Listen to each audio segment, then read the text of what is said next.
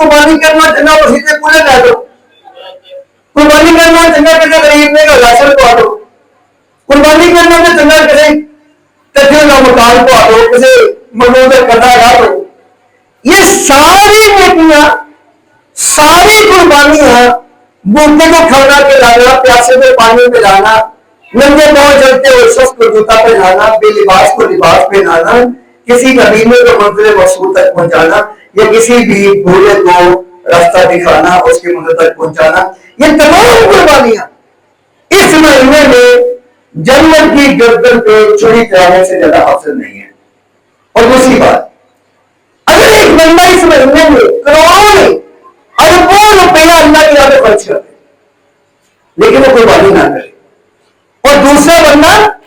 ایک جانور میں سنت کے مطابق